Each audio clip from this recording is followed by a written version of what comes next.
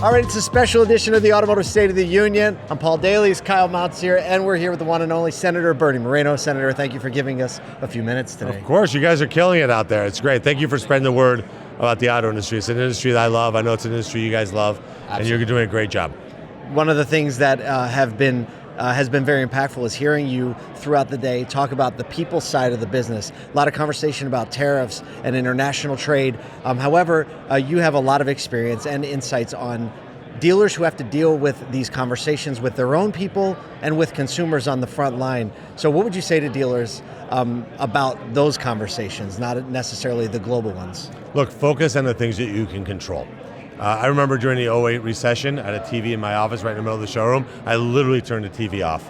I can't control anything that's on there. I can control what's in front of me, my people, my clients, make sure I give them a better experience than they've ever imagined, and make sure that I take care of my people who also had stress. And so they're looking into me. Like if I'm the one freaking out, they're gonna freak out even worse.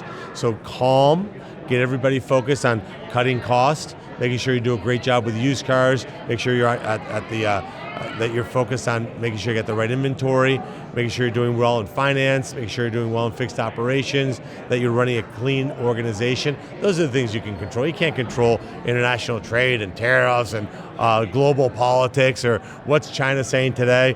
Stop reading so much news. Definitely turn off CNN.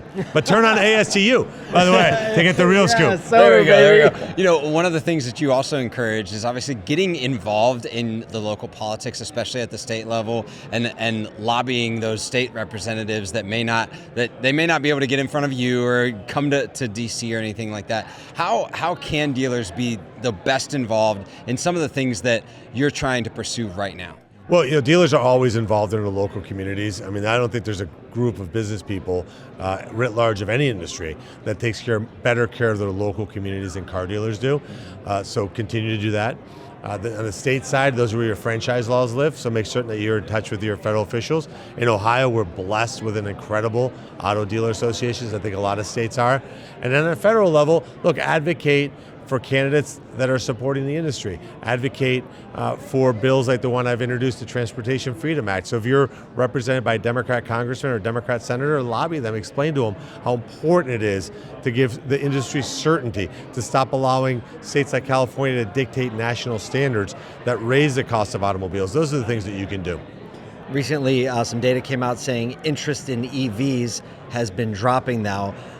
What is your perspective on EVs and dealers having them, selling them, consumer interest? Look, there's a new Taylor Swift song that's going to be coming out. It's about the breakup between the Democrats and Elon. It's a tragic breakup. As a result, EV sales have gone down a lot. You know, Tesla's 2/3 of EV sales. Yeah. So when you take down Tesla, you're taking down EVs, and then we're going to eliminate the subsidies, the $7,500, the lease loophole, and the $4,000 that will also bring down demand. So look, at the end of the day, car companies should make cars that people want, not cars that politicians want. And we're going to fix that. I think it's going to allow car companies to be more profitable and lower the price of cars.